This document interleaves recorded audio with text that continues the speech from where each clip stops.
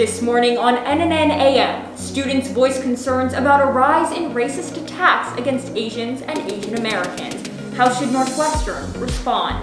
Plus, back to school. Hybrid learning returns for Chicago public schools. Will there be consequences to classes opening? And speaking of class, the distance divide with remote learning. International students hitting the books when they should be hitting the sack. And even if NU loses in the Big Ten tournament this week, you can enjoy a breakfast of champions. We'll show you how. Those stories and more this morning on NNN AM. It's your morning news right now. Good morning and welcome to the first ever NNN AM. I'm Joey Safchik.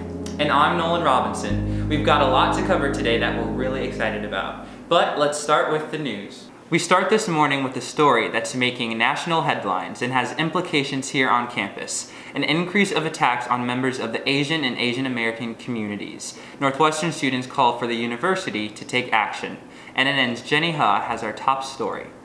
Nolan, many Asian and Asian American NU students say Northwestern and college campuses at large isn't exempt from potential racism and xenophobia, especially in the age of COVID-19. For some, past experiences with racism on campus shape their concerns.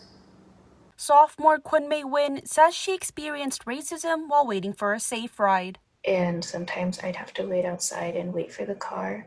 Like, people would drive around the street and call me, they would yell out slurs from the window. For Asian and Asian American students, campus isn't always a safe place. I also don't feel very welcome sometimes because there's not that many Southeast Asians on campus. Attacks on Asian and Asian Americans increasing from coast to coast. And I don't think that comes from nowhere. I think that comes from just a widespread distrust or, uprise in racism. I don't think that'll exclude what people call liberal Northwestern. I don't think that'll not pass down to people here. Some students say the university's February letter of solidarity with Asian and Asian American communities doesn't go far enough. They need money to be put into this work.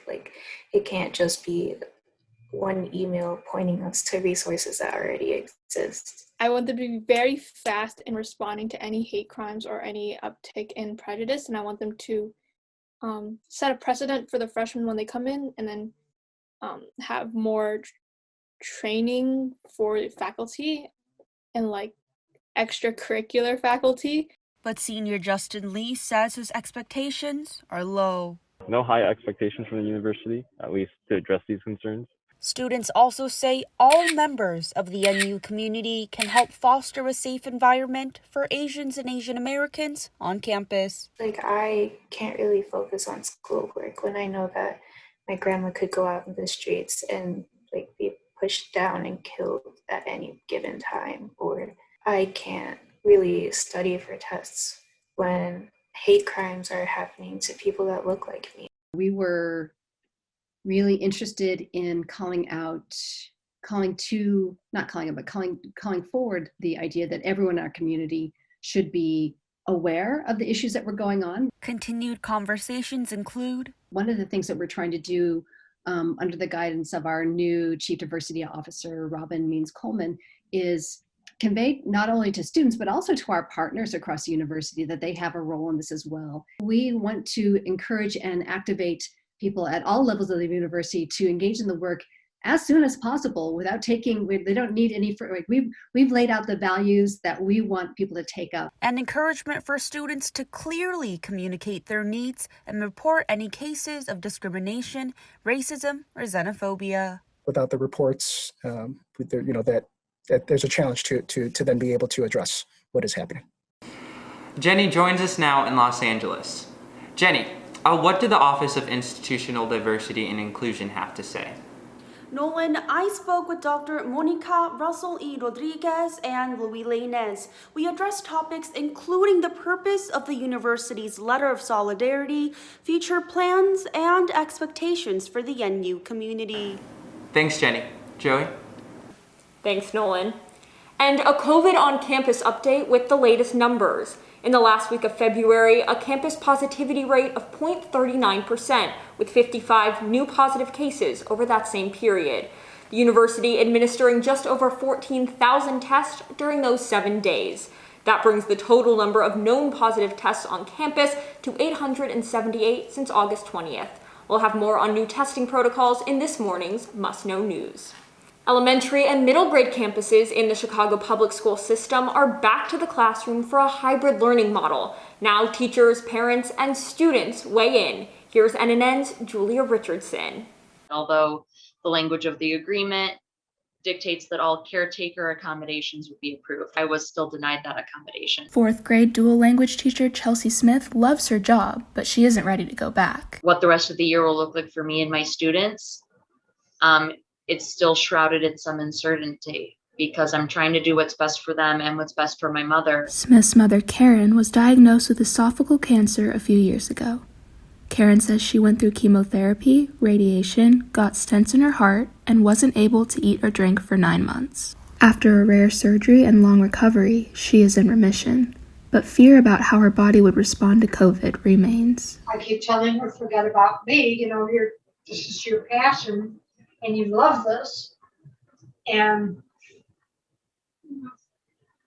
to the point of I'm glad that I had the extra time that I have had. I wasn't supposed to be here. I was in and out of the hospital for like 2 years. Karen said she thinks that if she gets COVID, she'll die. Everywhere we're looking, there's red tape, and even trying to get a leave of absence, a last resort, an unpaid leave of absence.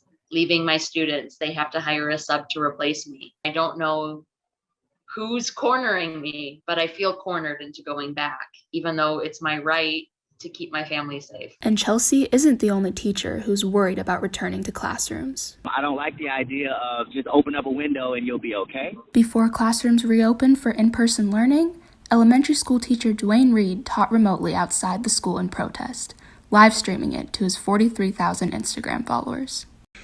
I have put in for a request for an accommodation, and like hundreds of others, it got denied about a week and a half ago. K-8 teachers were expected back on the 22nd. On the 21st, Reed said he had no intention of being there. I imagine that when I don't show up, there'll start to be some issues. Meanwhile, there's still no plan for CPS high schoolers to return. And for high school senior Trinity Lee, that's perfectly fine. I have access to reliable internet. I have a good computer that works every day. And I have space to work. Chelsea Smith says she wants to see a plan that works for everyone. Some professionals in the district have called into question what the purpose of this reopening plan is. There is ample data out there suggesting in Europe and in this country that schools that are open have not been primary sources of spread. The CDC has said that based on the data available, in-person learning in schools has not been associated with substantial community transmission. Some members of the CPS community are scared for what being virtual means for kids' mental health. But it's always our mental health versus our physical health in a sense. So a lot of people are feeling super isolated. Lasky worries about her daughter. She is formerly a vivacious, extroverted, effervescent, bubbly personality, and she is a shadow of her former self. She is unrecognizable. Although there's talk of CPS high schools reopening, both Lee and Lasky have said they're not confident that it will happen this school year. CPS did not respond to multiple requests for comment. And Julia, what about teachers who don't feel comfortable going back to the classroom just yet? Well, some teachers like Chelsea Smith applied for accommodations but were denied, so she is taking a leave of absence in order to protect her chronically ill mother. Thanks, Julia. Nolan? Evanston and Illinois are still in Phase 1B of their vaccination plan. Right now, only people older than 65 and frontline workers can be vaccinated. But after Phase 1C, most students will be eligible. When will that be, and what are the university's plans for when we get there? Here's NNN's Katrina Pham. Continuing to be patient is helpful, because there are a lot of people that really need the vaccine in the short term. Vaccinations are key to mitigating the spread of COVID-19. But with limited supplies and confusing information, the path to immunity is long. Dr. Quincy Johnson, for example, was unable to get the vaccine until recently. The irony is I've talked to a number of other people who've had the same problem, It will say sign up. When you go online though, when you go to the website to check, it will say there's nothing available. Northwestern's vaccine supply will come from the city of Evanston, so students have to wait until after Phase 1C to receive the vaccine. During Phase 1C, vaccination will open to those in transportation, the food industry, media, and other essential workers who are not remote. If we move into 1C towards the end of March or early April, and it's probably a couple months or so to get through 1C. According to Northwestern's website, it may be easier for students to go to local pharmacies like CVS and Walgreens to get their vaccine. We've seen so far is it's definitely been easier for people to get access through kind of their healthcare provider. In the meantime, students can fill out the vaccine contact form from Evanston Township. It's located under the Vaccinations tab on the city website. Once you fill out the form, the city will contact you as soon as your turn to be inoculated. Once they contact you, be sure to sign up to receive your vaccine as soon as possible. Get the vaccination. There are some alternate mutated forms that are coming out that seem to be more virulent and maybe actually deadlier. So it's just not wise not to get vaccinated. While waiting for the vaccine, experts recommend maintaining safety precautions such as social distancing and double masking. The university is looking at large venues as sites for campus vaccinations, like the Blomquist Gym behind me. As of February, Evanston has administered more than 13,000 doses of the COVID-19 vaccine, but much of the population still remains unvaccinated. You can find more information about how to get the vaccine on Evanston Township's website. If you have a high-risk condition, you may be currently eligible to receive the vaccine. NNN's Chloe Cope is here for a look at some of this morning's headlines. Good morning, Chloe. Thanks, Joey. There's a lot going on these last few weeks of winter quarter. First, Northwestern changes its testing protocol once again. Students are now required to complete one rapid antigen test and one color test each week. The university turning to rapid testing when the February snowstorms disrupted the shipping of color tests. NU now uses both tests. Plus, former Illinois State Senator Daniel Biss is Evanston's new mayor-elect. He has big plans for Evanston's COVID recovery process. Biss says he is excited to bring his progressive values to Evanston. Morton Shapiro steps down as Northwestern's president in August 2022 after 13 years, according to an email sent to the student body Thursday. A date, quote, scheduled long ago. Though Shapiro offers no insight as to who his successor will be, he signs his email as, quote, Morty, professor and president. Dance Marathon takes place virtually for the second time this year. Students participating in various virtual events to fundraise for Compass to Care and Evanston Community Foundation. Those are your morning must-knows. I'm Chloe Cope. Coming up, time to flush COVID down the toilet. Literally, Northwestern researchers track COVID trends through campus sewage. And then NNNers get their fitness up by doing some downward dogs.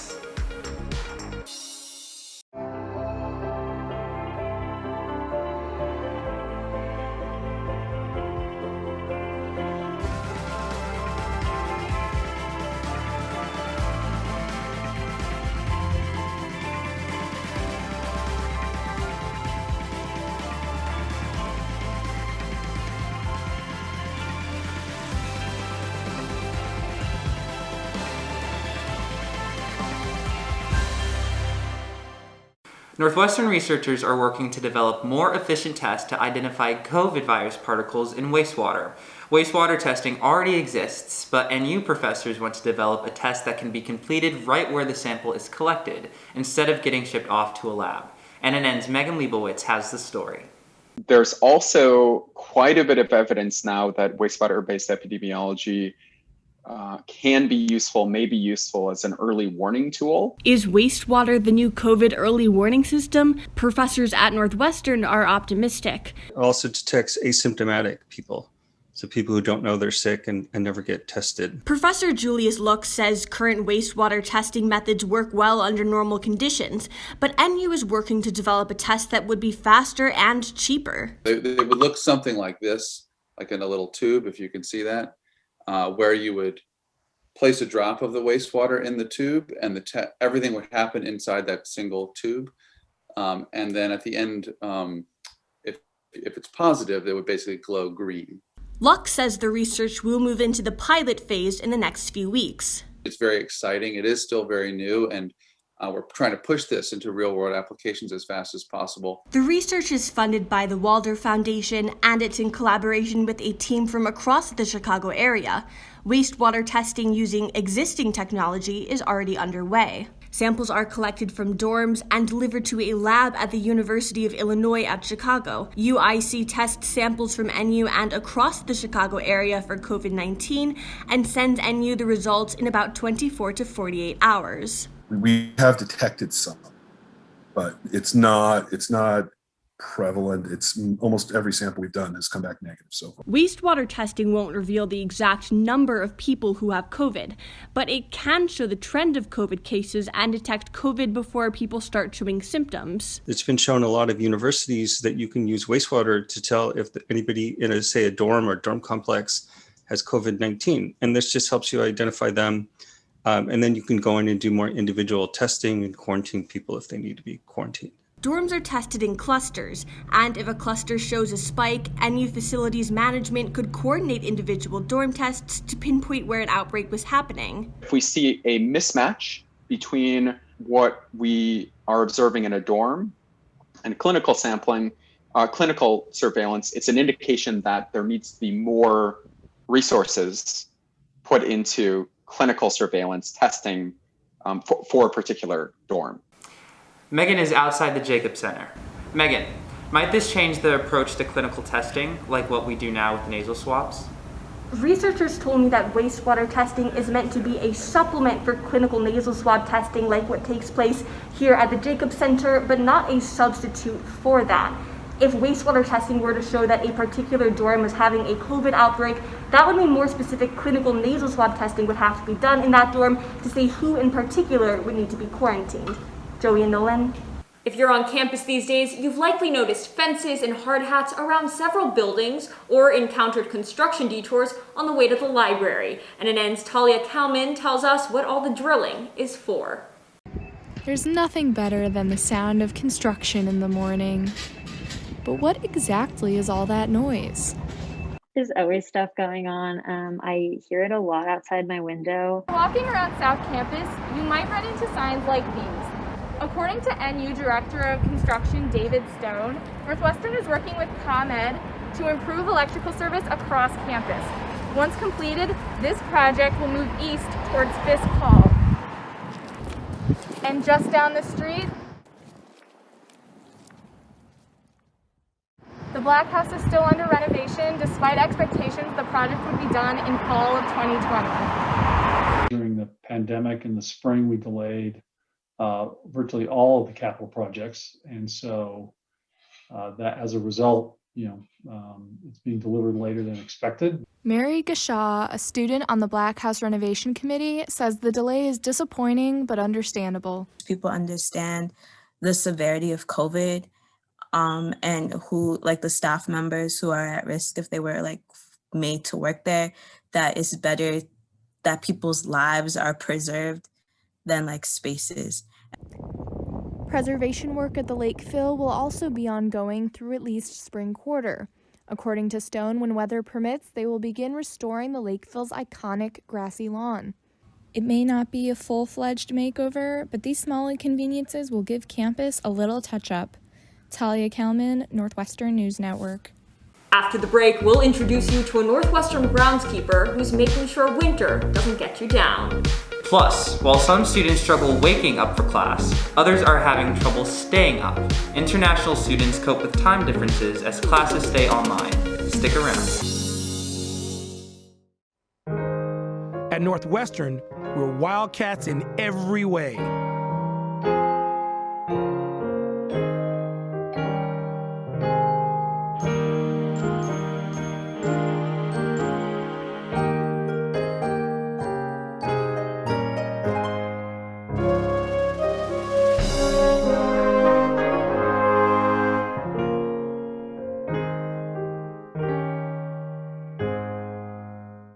While we're airing NNN AM in the morning here in Chicago, some NU community members are watching at night. Since last spring, international students attending school virtually from all different time zones. How are they coping? NNN's Hannah Jung brings us their stories from abroad.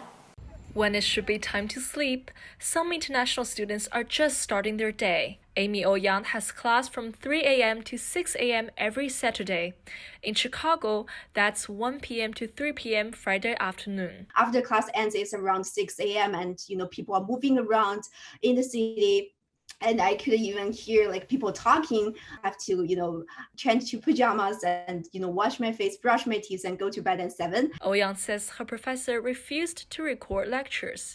I think he kind of expects a lively discussion. He basically said, if you have to take it in this format, then probably I wouldn't be willing to have you in the class. She decided not to change classes because time zones limit course options. We found out that there is really no other classes besides this one that's gonna fit in my schedule. So, with class registration this week, CSAR shows the mode of teaching. But it's not clear if professors will provide asynchronous flexibility for students in different time zones. Whether or not they're synchronous, asynchronous, hybrid, it's a little hard to navigate because a lot of professors are posted as synchronous, but you can take it asynchronously. Other students say they're frustrated to find synchronous exams in asynchronous classes. And when it comes to actual exam time, students have to take the exam at a specific time with the rest of their classmates. A week before winter quarter, the ASG Academic Committee sending letters to deans and professors to suggest offering 2 exam times and broader office hours. Really, the only responses that I've been getting have been from professors directly, just saying, this is really helpful, thank you. Nothing like we are using this specific point that you brought up. With spring quarter approaching, Associate Provost Miriam Sharing says remote classes will probably look the same. Spring quarter is probably going to look a lot like winter quarter. Once a class is set and the time is set, the faculty member isn't required to change the time of a class or an exam. And we understand that's really difficult, so we're hoping students really look carefully when they are registering for a class. International students calling for attention. We are somehow forced in these unfortunate situations. So I think that maybe at least have some sympathy for international students. Reporting from China's Standard Time Zone, Hannah Jiang, Northwestern News Network. We have Hannah here now joining us from China. Hannah, what should international students do if they have concerns about class times? Good morning, Joey and Nolan. Office of Provost suggests students talk to their professors, academic advisors, and department heads if they have a specific issue with their classes. For general concerns, both ASG and Office of Provost said they're open for suggestions. Back to you. Thanks, Hannah. There's no doubt Zoom University has its challenges, but NNN Simone Scott meets some students who are making the most of this tumultuous time. I was planning on going to campus before they shut down in the fall. I had packed all my stuff, I had already shipped it. Some students facing a year of online school decide to pump the brakes on their college start and take a gap year. It was a hard decision, but I think just a combination of, having to do online school at home and knowing that I had no idea if we were going to go back in the winter, if it was going to be virtual the whole year. There was no way to tell.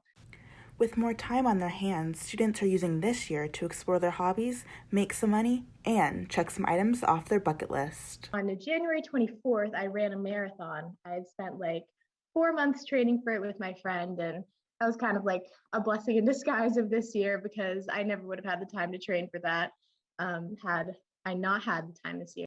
Another student, Kayla Tillman, is hitting the slopes instead of the books. I guess in the last month, I decided to move out to Colorado. And I've been working at a ski resort and skiing every day. I never expected to be here 6 months after graduating high school.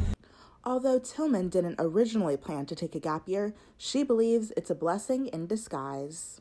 I'm so glad that even if it was COVID that caused me to do it this year, I'm glad that it happened. And it's kind of I wish that I would have been planning to do this even if COVID hadn't happened because it was such a good opportunity. Students hope to get vaccinated before coming back to school and hope next year will be at least kind of normal. So Simone, how were students still able to have all of these experiences during COVID? Yeah, so for Maya, she ran a virtual marathon. So she ran alongside her friend and kind of just ran outside. So that was obviously a safer option. And then for Kayla, she just had to get a negative COVID test before moving into employee housing. And then she's working outside all day, so it's relatively safe. Well, sounds like they're making it happen. Thank you, and we will be right back. Go you Northwestern, go Northwestern, break right through that. With our colors flying, we will cheer you all to go. Go you Northwestern, fight for victory, sweet victory, for the fame of our fair name, and go Northwestern, win that game. Go Cats! Welcome back. Classes stress students out, but NU employees want to see smiles. NNN's Michaela Denault shares their impact. Good morning. Beyond the doors of student residencies, unsung heroes share kindness and support. It makes my day a little bit better to know that I've built those connections and I can have something to look forward to when I go downstairs. NU dining workers and housekeepers smile and say hi. That personal connection can make a morning. A lot of times you can go like a couple hours without like saying hi to anyone, get like caught up in the stress of school. So just like taking those little breaks to like see someone or just like actually check in with someone actually can make a huge difference. Some workers remember little details like orders and upcoming midterms, making students feel heard and appreciated. The sacrifices that they make just to provide us with a great experience on campus, especially since it's our first time, most of us as freshmen, is definitely something that doesn't go unnoticed. The students say the residential staff helps improve their mood. With enthusiasm before big tests and busy days. Having that regular routine of the greeting that you have with the dining hall staff is really similar to that regular person who always gives you your coffee first thing in the morning at Starbucks. It gives you a sense of routine. It gives you a sense of regularity that's very comforting. We want to send our thanks to the residential and dining hall staff by giving these cards. Thank you for making our mornings. Sharing smiles to shine light on students' days. Michaela Denault, Northwestern News Network. And Michaela is here with us now. So Michaela, we know you couldn't record the dining hall workers, but can you tell us their reactions when you gave them the card? Yes, so when I went downstairs, they were super appreciative and there were so many smiles. Every morning I go downstairs to greet Hugh at the omelet station, and he always asks how my day was, how are my midterms going, what am I doing this weekend, and he just inspires me to spread the joy that they always share to me. Michaela, I love this story so much. It brought me back to my freshman year, and Maria, who cleaned the dorm I lived in, was just such a vital part of that experience day to day. So thank you, you made our mornings with this story. Thank you, Michaela. And now, if you've walked around campus lately, you've probably noticed some trucks or tractors moving piles of snow so you can walk around safely. Here's NNN's Jason Harward.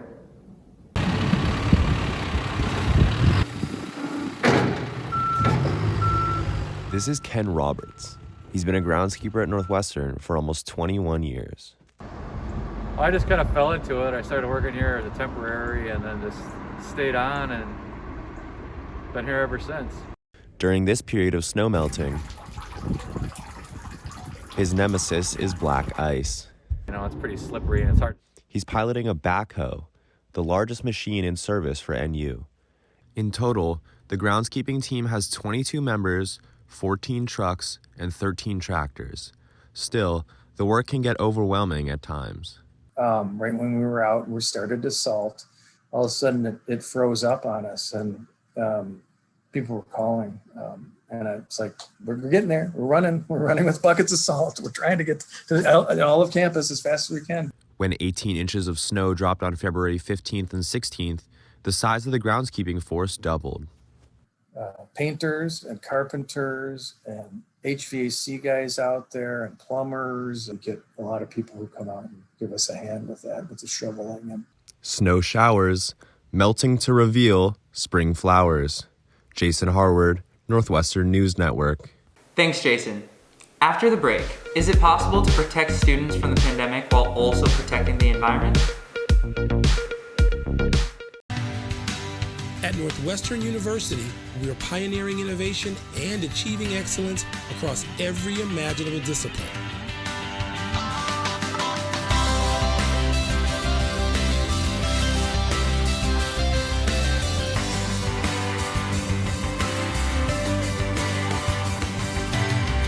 At Northwestern University, the possibilities are endless. Still to come on NNN AM, news about our campus newsmakers. Medill celebrates 100 years of journalism education. Plus, casting a wide net, women of all professions have each other's back at the Women's Network.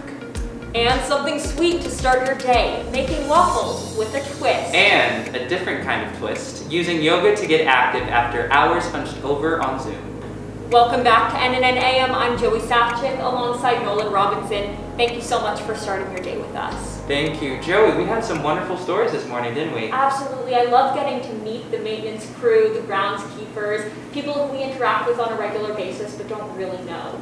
Exactly. And I'm so excited to get to the rest of the stories we have for you, right? Let's get into it.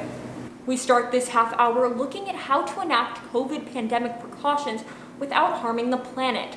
Over the past several years, there's been a national push to stop single-use plastics. But with COVID-19, they've once again become the norm, largely due to restaurant and dining hall takeout.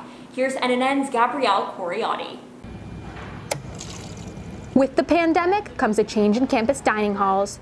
Reusable silverware and cups gone, and plastic disposables take their place. Like, the only cups in the dining hall are the plastic ones, and I generally go at least twice a day, every single day almost. And if I don't go to the dining hall, I'm going to like get a meal exchange, which comes with like another plastic container. However, instead of disposable plastic containers for your food, reusable plastic containers called Aussies are all over campus. Dining has really done an amazing job at incorporating the Aussie. There are a lot of other schools that did go to all disposables. In an email to students in February, Northwestern Dining says using the Aussie containers stopped over 122,000 to-go containers from going to the landfill. But some students feel that's not enough. There's no recycling bins in the dining hall. I guess like people don't really know what to recycle, but like you can, like I have one of these plastic cups right now, like you can recycle this once you finish drinking it. Compass Group, who manages the dining at Northwestern, declined NNN's request for an interview. But in an email to NNN, a representative said, NU Dining does plan on returning to our Zero Waste Dining Commons program once we have passed the pandemic. For now, some of the best things students can do to help is reduce their waste by skipping the plastic utensils if you have reusables in your room, reusing any extra plastic containers you might need, and recycling the cups in the recycling bins in your dorm. Just addressing climate change in general, I'm panicking about it. A lot of people aren't, but it is like a subject that is just constantly on my mind and that I'm very worried about. So I want to try my best to contribute directly to that. Even as our campus environment changes, calls to keep protecting our global environment. Gabrielle Coriati, Northwestern News Network. And Gabrielle joins us now from Allison Dining Hall. Gabrielle, does Northwestern keep track of its plastic waste? Northwestern does track the amount of waste that comes out of the university each month. In the fall, they saw those numbers down from previous falls, but there were also very few students on campus. This winter, they haven't seen the January numbers yet, but there are now 2,400 students on meal plans, and that plastic is bound to add up. Bring out the kettle because this week's pop culture news is brewing. NNN's Lauren Hutner and Michaela Denault spilled this week's tea. I'm Lauren Hutner. And I'm Michaela Denault. Here's the pop culture tea. First, a little bit of royal tea.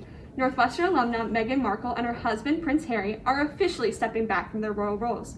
They announced they were stepping back last year, but now say they're permanently resigning. Does that mean Meghan will be free for any reunion in 2023? Oh my gosh, I hope. A quick update on the High School Musical, the series Love Drama. While every freshman is singing Driver's License, Joshua Bassett posted his reaction to Saturday Night Live's skit based on the song. Let's just say it's not what you expect. Happy and sad at the same time. Oof, Fans are not going to be happy with that. Yeah. The water is getting hotter. After an Instagram debacle between stars Jacob Batalon, Tom Holland, and Zendaya, Marvel reveals a new Spider-Man title. Coming to theaters on Christmas, the film is called Spider-Man: No Way Home. That's so exciting. I also feel it's worth mentioning that Tom Holland's new film, Cherry, will be on Apple TV March 5th. Rumor has it the performance is deserving of an Oscar. So alas, I will finally know one of the films nominated. You didn't know La La Land in 2016? That's so embarrassing, Lauren. What's embarrassing is the water is overflowing. Hurry. What's the next T? Kim Kardashian filed for divorce from Kanye West. I did not see that one coming. Me neither. Look at that. It's time for our final T. Yes. Here's our student spotlight. Hot gossip is going around town that there is a new TikTok star on campus. Communication freshman Ashley Shue amassed over 17 million views on her spray commercial. And guess what? Wait, there's more? Yes, she made the whole video in her dorm room. I filmed a commercial in my college dorm. So since my dorm is quite small, I didn't have space to set up my backdrop stand, so I turned my desk into a makeshift set with 2 bed sheets. I need to use my space better. Maybe instead of tea, I'll drink some Sprite. Sipping to start our day, I'm Lauren Hutner. And I'm Michaela Denault. Bring you tea time. Coming up, get a move on, how to avoid the virtual class aches. Stick around for some health tips. At Northwestern, we're wildcats in every way.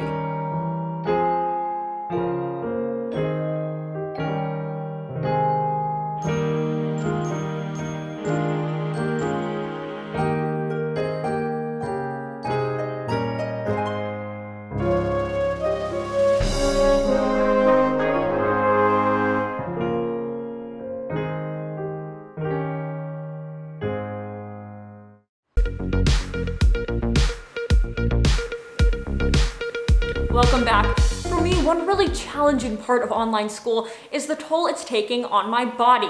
I'll spend hours on my screen, hunched over, and by the end of the day, my back is killing me. So I sit down with an NU physical therapist who says we need to get a move on in order to ward off sore muscles.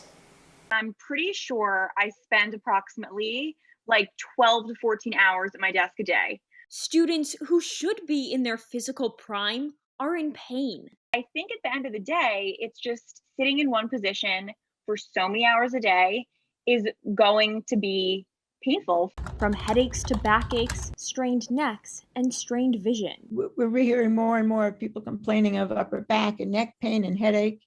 Professor Babette Sanders from NU's Department of Physical Therapy and Human Movement Sciences says young people should be okay in the long term, as long as you're paying attention now. I think for a 21-year-old to just really think about, how am I sitting, how am I standing, making sure my posture's good. You want to bring your head back over your shoulders. You want to squeeze those shoulder blades together. There you go. Take a nice deep breath. Let it out slowly. And squeeze those shoulder blades together even a little bit more. And this is something you could do during a lecture. Absolutely, you can do it during a lecture. Doctors say something as simple as walking up and down the stairs a few times between classes can really make a difference. Put a little sticky note on the corner of your computer that just says sit up straight, sit up tall. According to the International Journal of Exercise Science, undergraduate students report getting nearly 35% less mild physical activity since the cancellation of in-person classes. If it's these long 90-minute, 180-minute classes, you need a break. Like when my back hurts or like, my fingers are tingling and my eyes are twitching, I think it makes you exhausted. And between class, jobs, and homework, finding time to exercise can be a stretch, but it's important to be flexible and prioritize your health. Everything that we know is movement is important. Every time you have an opportunity, at a minimum, stand up. Accessories like standing desks and back pillows can help, but can also be expensive. Professor Sanders says it's easy to get creative. Prop your back up on a pillow and put your computer on top of a textbook so it's eye level. And Nolan, I could feel my posture improving during that one short interview, but you and I take it a step further. Yes, it was challenging, Joey, but we asked our friend Simlinda, who is an NU grad, to teach us some of his skills as a yoga instructor. We stretch it out with Sam. Let's take a look. I'm Sam. I started practicing yoga when I was 14. It's never been harder to practice yoga, I think. When you're practicing in the same place that you're doing everything else, it's really hard to get on your mat and do anything. You can sort of make the space that you're doing everything else in, you can make it more special. You can change the energy in your space, and you can, because it's never been harder and it's never been more rewarding, I would say. Shall we do some yoga? Let's do some yoga. Let's do it. I'm excited. We'll start with a short breathing exercise called pranayama, deep breathing. Interlock all 10 fingers underneath your chin, thumbs touching with the throat. You'll be inhaling by the nose, exhaling by the mouth. Let's begin. Inhale by the nose, elbows stretch up towards the ceiling, arms open up like butterfly wings, rib cage expands, full lungs. Exhale by the mouth, chin tips back, elbows slowly come together, slowly empty the lungs. 2 more. Inhale by the nose. Go slow. The slower you go, the better you do. Inhale, last one. Deepest breath you've taken yet today. Ribcage expands, full lungs. Exhale by the mouth. Slowly empty all the stale air out of your lungs. Tight grip. Forearms touch, elbows touch at the end. When your lungs are empty, relax your arms by your sides. Eye gaze forward. And then we'll do half moon posture. This is a good posture to warm up the spine, get your upper body moving. The lower body is also activated throughout this entire posture, so it's a good exercise for the entire body, focusing on the spine. Let's do it. Inhale your arms over your head sideways. Interlock all 10 fingers. Release your index fingers and cross your thumbs. Grip tight. Biceps maybe touching with your ears. Maybe biceps behind your ears. Squeeze everything in towards the center line of your body. Take a deep breath, stretch up towards the ceiling, and bend your body right, left a couple times. Stretching up in the center, creating space in your spine. If you're super hunched over, maybe at a computer all day, this is a good way to just do the reverse of that. Opening up your shoulders, opening up your spine. Whenever you're ready, meet back in the center. Body weight in the heels. Grip tight with your hands. Take a deep breath, stretch up. Slowly bend your body to the right. Hips press out to the left. Squeeze your hands tight. Lift your chin away from your chest. Breathe normally in and out by the nose as you lift the left side of your rib cage up towards the ceiling and press down into the floor with your heels. Jane, come back up. Oh, I felt that crack. Take a deep breath, stretch up, body weight in the heels. Slowly bend your body to the left. Hips press out to the right. Press your hips out to the right so much that you feel a stretching sensation all the way from your right fingertip down to your right heel. Change, slowly come back. And slowly move your arms to point at what you're looking at. You do not have to come back very far. Focus on bending your thoracic spine, the middle part of your spine, more than the lower part of your spine. Make sure you can breathe normally. Arms down by your side. Breathe slow in and out by your nose. Enjoy open shoulders, open throat. And set yourself up for some more classes on Zoom. Thanks, y'all. So open now. Oh my goodness. It was 5 minutes and I feel like a different person. I thought I was gonna break, but I'm like, no, this is what I need right now. Happy to hear it. I would say do twice as much yoga as you think you can't. Thank you, Sam. Thank y'all. Thank you so much. And Nolan, we may be taking up yoga as a new hobby, and we're not alone. This year in quarantine has been the perfect time to explore new passions. Here's NNN's Savannah Kelly with a special virtual rock talk. Rock talk. Quarantine had many of us Hi, Sippy, let's play Bananagrams. going a bit stir-crazy. Playing Bananagrams with whoever was in the room at the moment, up to and including my dog Zippy. Unable to do many things we once enjoyed. Since I couldn't go get a haircut, I taught myself how to French braid and Dutch braid my hair. Stuck for hours on Zoom calls. And I was getting really stiff from hours on Zoom, so I decided to pick up my stretching routine. In that time, we found new hobbies. It was the first time in my life that I did snowboarding, and it was really fun. Even though I went through a lot of pain, a lot of falling. Whether it's running, I used to hate running, but now it's probably my favorite form of exercise. Songwriting. It's really bad, very cringy. I would never let anyone read it, but it has been like a really fun, creative outlet. Or yoga. I'm still not at all good. I'm falling over in just about every pose, but you know, we're getting there. Our NNN reporters say it doesn't matter if you're good, as long as you're having fun. Rock talk. And Savannah's joining us now from her home in Iowa. Savannah, what quarantine hobby did you pick up? Well, Joey, like a lot of people, I started getting really into home workouts last March, but that motivation lasted for a few weeks and then kind of declined steadily. So my new pandemic hobby has been just going for long walks outside. That's been really great, not just for my physical health, but also my mental health. Well, I hope it stays warm enough to do that. Thanks, Savannah. Thanks, Joey.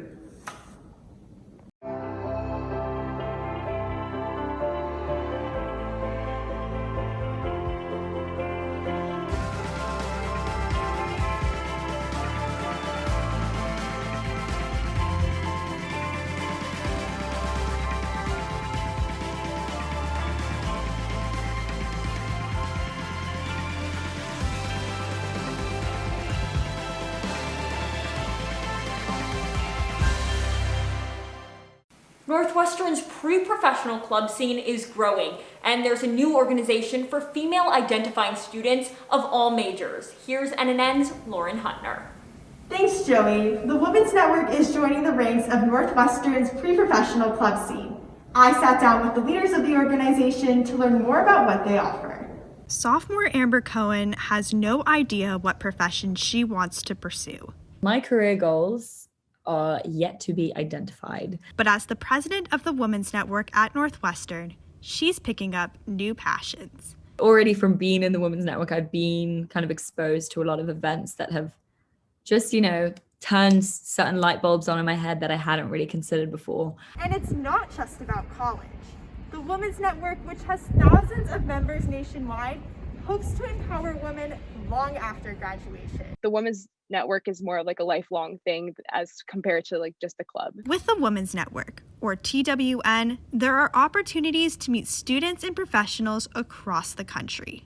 You're meeting people all the time, making new connections. The Women's Network is not just a business organization. It brings a lot of business into other career fields. TWN is planning to host events that appeal to various fields. We very much exist for your benefit. All in a non-competitive environment. My main goal as president is really to foster an environment where people feel super comfortable unmuting themselves, sharing their experiences, etc. Empowering women at Northwestern and beyond. Lauren Hutner, Northwestern News Network. Thanks, Lauren. Allison, Shepard, Lincoln, and Sargent. With so many great dorms on campus, it's hard to know which area is better, north or south. Here's NNN's Diego Ramos.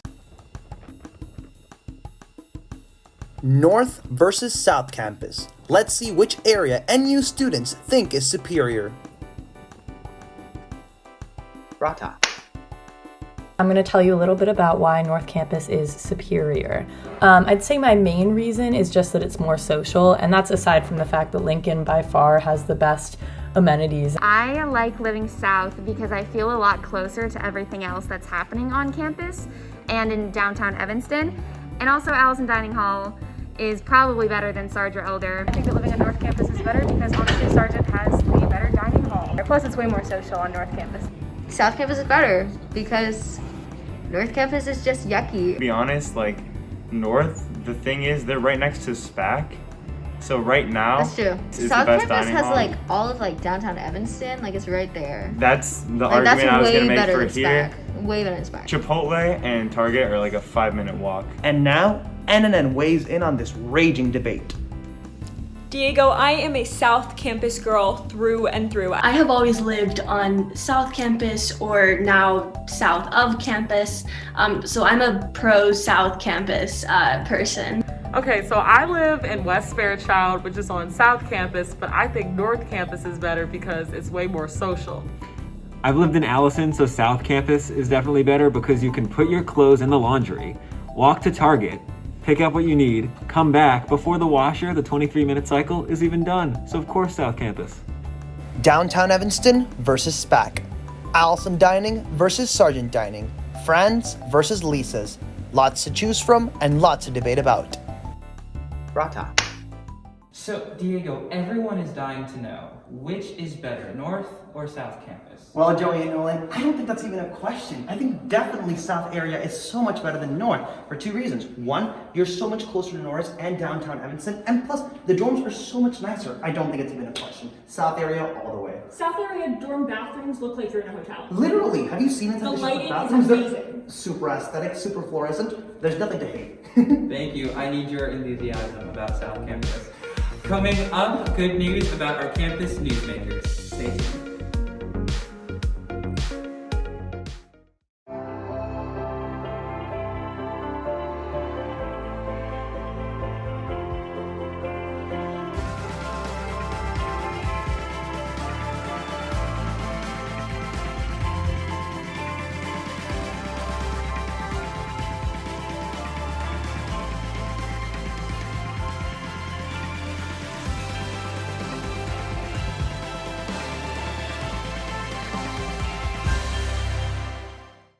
Now, a story that's near and dear to my heart. This year, the Medill School of Journalism turns 100. As news director of NNN, I wanted to sit down with fellow campus news leaders, 4 talented and dogged women, to talk about and celebrate student journalism at a time when the newsroom has become the news Zoom.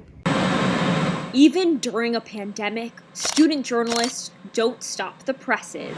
A lot of what keeps me going is just coming in and week out and just being astounded by like how enthusiastic and how talented and how hardworking everyone around you is. And more students are seeing journalism as a calling. Medill receiving 24% more applications for the 2018-2019 school year than it did the year before. Over the past maybe 5 years or so, we have seen at Medill really an increased interest among high schoolers in pursuing journalism education, which has been wonderful, and we're so happy to see it.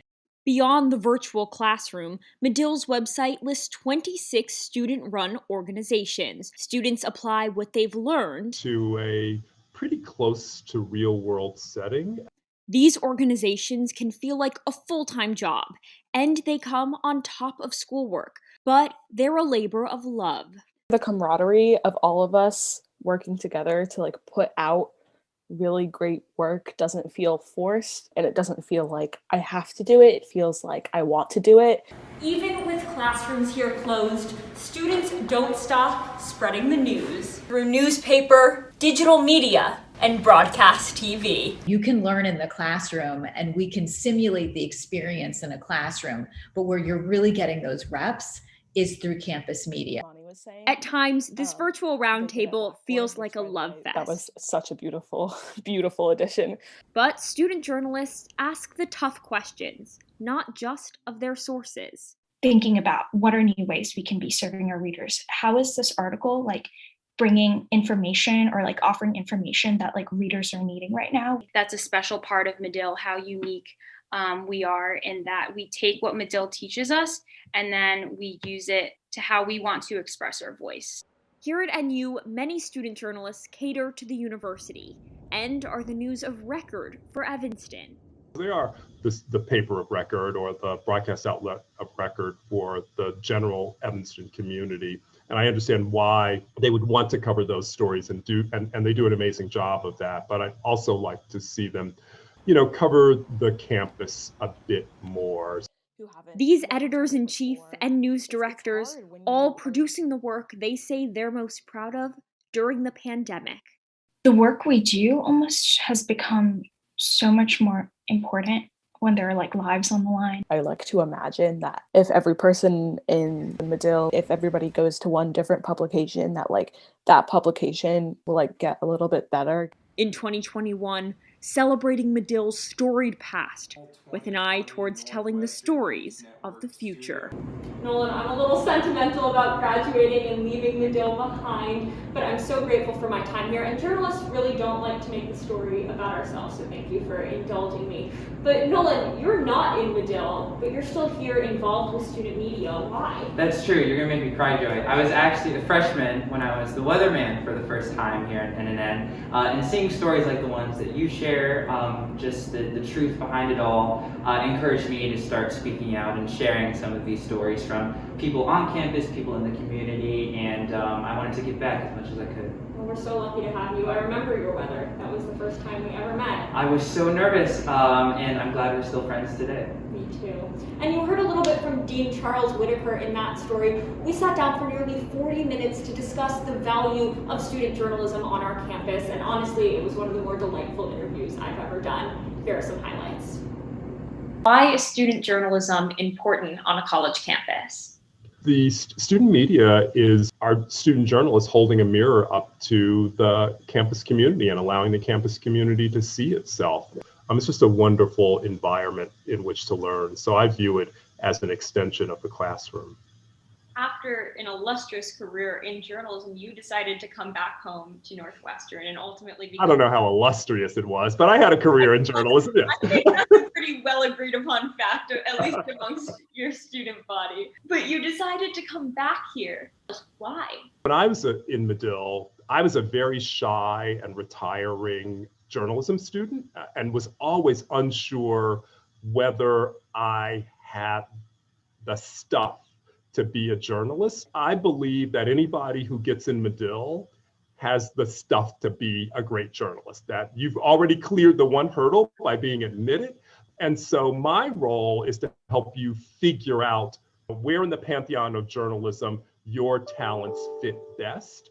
And I love that. I mean, it is just so inspiring to me. What about during COVID? There have been so many obstacles for student journalists, but all of these publications are still churning out work on a regular basis. And I'm so incredibly proud of that. Not only are they turning in work, they're turning in work that in many ways not only stands up quite well against the work that professionals are doing at this moment in time when everyone is struggling with these new protocols and modalities, but work that's also really beneficial to the audiences that they serve. So the service aspect of the journalism that student media has been doing has been quite exceptional, and I'm incredibly proud of that.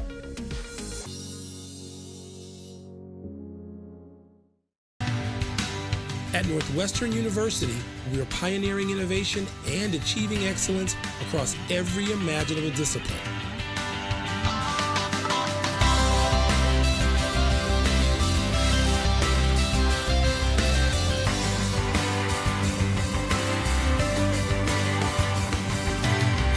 At Northwestern University, the possibilities are endless.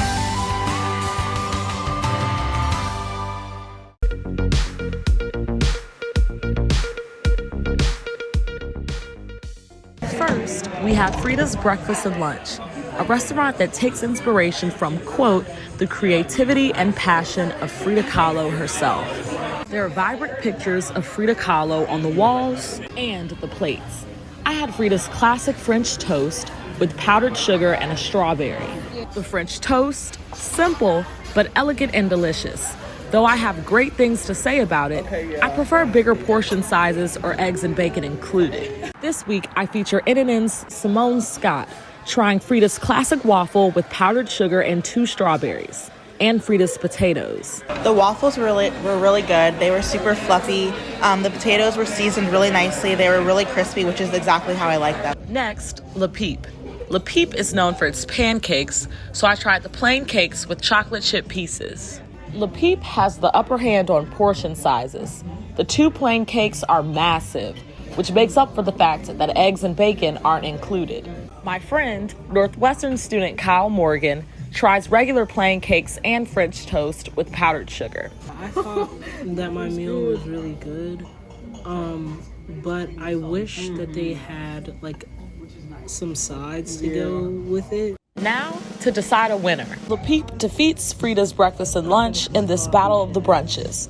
Le Peep makes up for not having sides included by having larger portion sizes. However, both restaurants have the Betts Bites stamp of approval. Elizabeth Betts, Northwestern News Network. And NNN's Elizabeth Betts is here with us now. Elizabeth, this package made me very hungry, but I also have to push back on your conclusions a little bit because I think Frida's is the best brunch in Evanston, hands down. I mean, they're both really good. I just prefer Le Peep, but I'll definitely go back to both and try something new next time. Absolutely, we love supporting our local Evanston businesses. And Elizabeth, stay with us because we have a special treat this morning. NNN's Vanessa Kelson is whisking up some homemade waffles. We'll try them and see how they stack up. Today, I'm making 3 variations of everyone's favorite brunch food, waffles.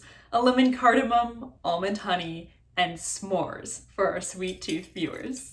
Let's start with the batter. You can make it from scratch, but when it comes to things like this, boxed is faster and tastes just as great. To spice things up, I'm adding some cardamom. Native to India and Indonesia, it's the main spice in your chai. For 2 servings of waffles, I'm adding about 1/4 teaspoon. It's a strong spice, but taste and adjust to your preferences. Now, mix your batter till it's free of lumps. Today, I'm using a $10 heart-shaped waffle maker from Dash that creates golden brown goodness in minutes. Adding butter to the skillet to make it non-stick and add flavor. While that heats up, let's create our lemon drizzle. And if you're in a dorm, you could even make this in your microwave. In a saucepan, combine 1/2 cup of sugar and about 1 tablespoon or so of cornstarch. The cornstarch is what's gonna make your glaze shiny. Then into your sugar mixture, squeeze 1/2 lemon, 1 egg yolk, and 1/4 cup of water. Turn to medium heat and stir. Be sure to stir frequently so you don't end up with scrambled eggs in your lemon glaze. Grate some lemon zest and sprinkle some granulated sugar on top. Next, honey almond waffles. Into the batter, add about 1/2 teaspoon of almond extract. Once your waffles are done, drizzle with honey and top with sliced almonds. Lastly, s'mores waffles. You can just use Jet Puff, but I'm making my own marshmallow spread to really get that strong marshmallow flavor. Melt some butter, then add about 1 cup of marshmallows and melt together. While that melts, microwave some Nutella to make it easier to work with. Then take some of that finals frustrations out on graham crackers. Now layer waffle, Nutella, marshmallow spread, graham cracker crumbs, and another waffle on top, and some more marshmallow spread. And if you'd like, toast. Okay, maybe leave out the butane torch part if you're in a dorm. Stripe with melted Nutella and sprinkle some graham cracker crumbs on top. Delicious.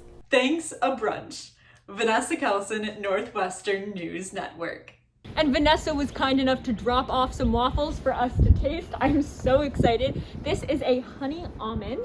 I'll be trying the lemon cardamom. I'll be trying the s'mores. And I'll be trying the s'mores as well. We are outside, we're social distance. Let's dig in.